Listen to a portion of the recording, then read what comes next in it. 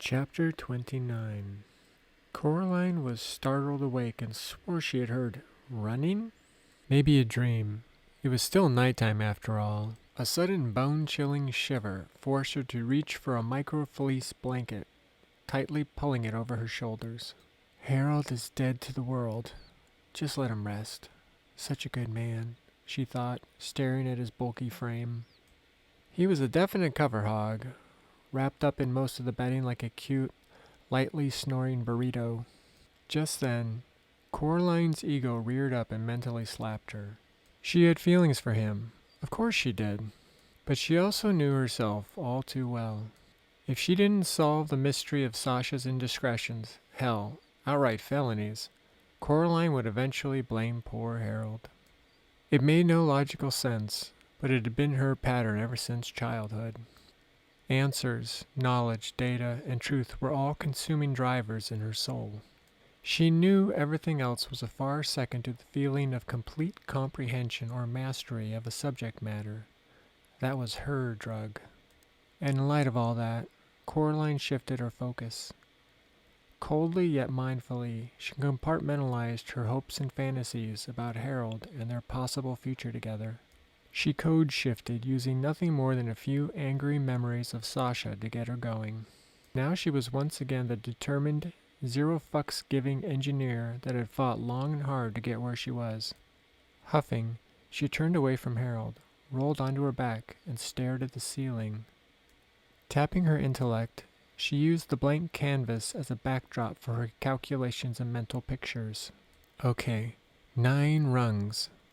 But there has to be something missing, or we definitely would have experienced it last night. Last night. The surge of sex hormones at the thought of all that tent-rocking goodness boosted Coraline's conceptual refresh rate, flashing a possibility. Ah, there are more levels. Those totes were too easy to access, to steal. Probably just quick and dirty experiments, guesswork at best. Deadly decoys or toxic cast-offs at worst. Sasha must have more formulas, samples, and packets. Who knows how many? But she's missing something vital. A chemical capstone, a linchpin. If not, she would have been able to stop, and we wouldn't be here searching endlessly. But she's forged an alliance with Emily, which means the rest of us are searching with that old, restricted mapping protocol. Sasha still doesn't know I gained access to her complete database. Whatever her real target is, hidden in all that data. I can't wait to see the shock in your eyes, Sasha, when I snatch victory right out of your hands. Oh yeah, I'm gonna laugh my ass off when they slap the cuffs on you and haul you away, you megalomaniacal, shifty. But in a strange burst of self-realization, Coraline checked her ego. Truth, Coraline, only truth will suffice. In that sober and somber moment, she had to admit it wasn't just the disdain she felt towards Sasha, but also envy and admiration. Coraline found most emotions distasteful, other than cathartic rage, or her love for Harold. But the substances she had been ingesting necessitated emotion, propagated it even, which then demanded deeper analysis, and then, of course, more feelings. Freaking cyclical reality. Coraline thought with a wicked smirk and a tired sigh. She could spend a lifetime sorting out all these revelations, but she had too much to accomplish, to muck about in the backwaters of her conflicting emotions. So she shelved it and moved on. At least she knew that if she willingly communed with the Chews, she would have to flow with whatever feelings they dredged up, not rail against them. It was just the price of admission in this particular game of fourth-dimensional chess, and she would pay it gladly. Be honest with yourself, Cora. You're just jealous she found it first. The fact that something this revolutionary was just out there, just growing, and you, late to the party. And then you got played over and over. Idiot. But now, I have her secret sauce, and she doesn't know that I do, which means, check? With a chuckle, she knew it was all true. She knew it because she had dared to take the neurogenesis packet after Harold had passed out from their sexual sleuthing. Coraline hadn't considered sharing that fact with him for some inexplicable reason. But now she did know, didn't she? Power, advantage, exclusivity. Just finally own it all, Cora. Even as she thought about all this, new synapses were forming at a superhuman rate. The strain on her biology was making Coraline dizzy as her brain rewired itself. She closed her eyes and pictured Sasha alone in the darkness, in empty space. Not even the stars dare outshine her. "What are you after, You can tell me," she whispered to the image in her mind's eye. Opening yet another time dilation pack, she dissolved it slowly on her tongue, yearning for that ever-expanding headspace, that eternity between breaths. Coraline's subconscious mind was racing to fill all the orders she was executing. As she waited for the chew to release her from the confines of special relativity, she tried to relax and return to her theories. The investors wanted the black seed for drug applications, extending their dull lives to amass even taller stacks of cash. But if Sasha has all these mind-boosting formulas, why does she need investors? And the scry cubes, the glasses. She could have already made billions off direct sales or licensing. It has to be a motive that I can't see. And the way these herbs affect everyone differently, the impetus could be anything. Maybe she's a religious fanatic, searching for a jungle god or the next messiah, who knows? Coraline sighed, closing her eyes as her jaw clenched from frustration. She could almost sense the answer working through the maze of her mind like a touristy snail with a lousy map. But it was taking way too long, and she could feel her mental effort manifesting as muscle tension and shallow breathing. "Not exactly flowing, idiot. Relax already. Breathe. Just let go," she whispered to herself. As she said the commands, her body went limp, and her mind shot out horizontally, searching for the desired results. She waited like that for what felt like years. A few actual minutes later, one quote bubbled up from her subconscious. "Give me a place to stand, and with a lever I will move the whole world." Her eyes popped open. She was immediately firing on all cylinders. "Holy crap! Sasha, you crafty, brazen genius, you!" Coraline exclaimed, sitting bolt upright. "The black seeds. That's the lever. Somehow, those seeds get her whatever she's so desperate for. They're still the fundamental objective, not a smokescreen."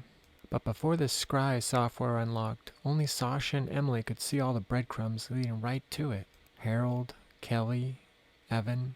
We could get her close, in the general area, narrow down the zones with our skills. But we mere mortals were never meant to lay eyes on those seeds or witness her win.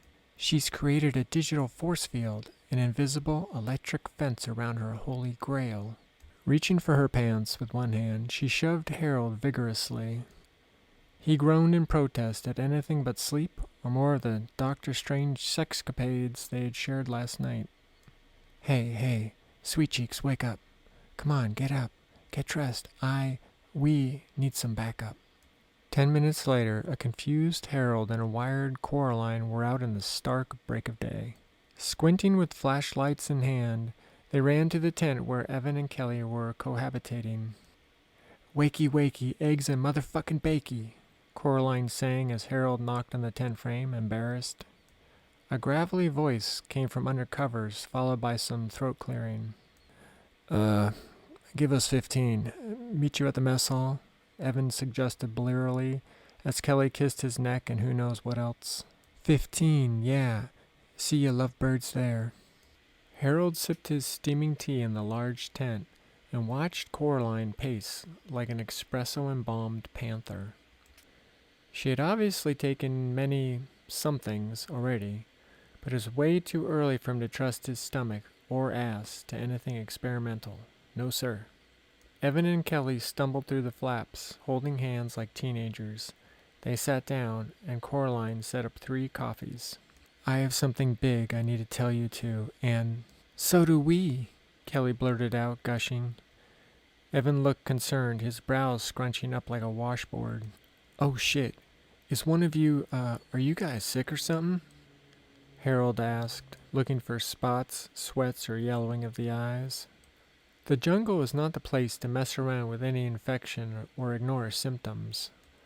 But in a flash, Coraline had read Kelly's face like a topo relief map, interpreting the emotions and micro-expressions with shocking speed and fluency. With a start, Coraline realized she had known the truth before Kelly had said a word. Impossible, right? The neurogenesis formula. What had it done, was doing to Coraline. Swollen face and ankles, emotional, even for Kelly, and even a smell? You're pregnant, Coraline stated flatly. All the blood drained from Kelly's annoyingly rosy cheeks as Evan rubbed his short-cropped hair eyes wide. Are you psychic or something? How the heck did you figure it out? Kelly asked, flabbergasted. How did I figure it out? Jesus fuck. What is this? I watch a lot of doula videos on the net, she lied, feeling a little hypocritical for adopting Sasha's methods. But now, Coraline had secrets to protect as well. Okay, weird, Kelly laughed. Weird. Yeah, I know, right? If they only knew the half of it, Harold thought, deciding wisely to remain quiet on the subject. Congratulations, of course, Coraline belted out, trying to speed through the social contract. But guys, listen, my big thing, Sasha has been drugging us. Kelly and Evan exchanged worried glances. Worried for Coraline, unfortunately. Hey, we can call for a pickup. Like, if you need to go to the city for, anything, Evan suggested, unsure how to slip in the idea of intervention by a medical professional without insulting Coraline. Yeah, anything, Kelly parroted, rubbing Evan's back for support. I'm not crazy, Coraline protested, looking and sounding crazy as batshit. Reaching into her day pack, Coraline pulled out one of the scry cubes and slammed it squarely on the plastic table with a sharp thwap. They were all just glad it wasn't a weapon. Fine, look at all these little bastards, she said frantically, pouring the clandestine mega-chews onto the table. Picking one up, she tapped the label like a woodpecker. She had them stashed, hidden away. And these names, I mean, come on, Soul Mover? You think that sounds like a legit, lab-tested product? Or something you take shots of at Burning Man? Coraline said, tossing it back into the pile. Evan and Kelly squinted at the labels in silence, then back at each other. Had the lust they shared or the love they felt all been chemical in origin? Well, exogenous chemicals? Harold had the same concern for a brief second, but as soon as he looked back at Coraline, he knew that was all bullshit. He loved her for realsies. I haven't analyzed this one yet, but I suspect, Coraline said, opening up another packet labeled Mind Seal and dropping it into the cube. The tablet chimed a result, and Evan picked one up, sharing it with Kelly. PRL 853? Oxiracetam? Those don't sound natural, Evan said, looking with concern at Kelly's soon-to-be bulging belly. Where did you find these? Kelly demanded, failing to stay calm. And what about those energy ones? Son of a biscuit, Evan. I've been eating those candies like candy, she yelled, a furious look on her face as she rubbed her stomach instinctively. I wouldn't worry too much about the energy chews, but just stop all of them, like now, Harold advised, knowing Coraline will be over-explaining and compounding their fears. Are there more? Should we keep some, just in case of, I don't know, a medical event or a class action? Evan asked, all of this totally out of his wheelhouse. Why not? There's more than enough for the one person who's using them. All these new ones are for Sasha and maybe that weird-ass Emily. Haven't you two noticed that lately they've been coming back from the jungle just a little too wired? Like they're sharing a couple of pipe hits or worse, out in good old Mother Nature? We need to put the pieces to the puzzle and get accountability now. Agreed, Kelly and Evan said almost in unison. I knew they were going to do that. Damn it, Coraline thought in her annoying inner dialogue, which, quite frankly, was a tad too crowded at the moment. She felt like her current thoughts and future actions were actively flip-flopping. bypassing the usual routes and laws of destiny and Newtonian or even quantum physics. So strange. Like rewound experiences I know are coming. Yet I can't tell the future me they will arrive. Again and again. Always playing catch up. So strange. Shaking her head, Coraline came back to the moment, refocusing. Okay, so we pounce as soon as we find them. You're the boss, Harold reassured her with a silly smile. Good, good. All right, Harold, sweetie, watch the kids, she said, pointing to Evan and Kelly. Huh? Where are you going? He asked, compliant but concerned, as Coraline gathered up the forbidden chews, returning them to her pack. Well, you see, Mama needs just a little more evidence. BRB. Then, to all their utter silent bewilderment, Coraline opened a chew labeled Sigh and put it in her eager mouth and raced out the back exit. Harold just smiled at the other two and sipped his tea.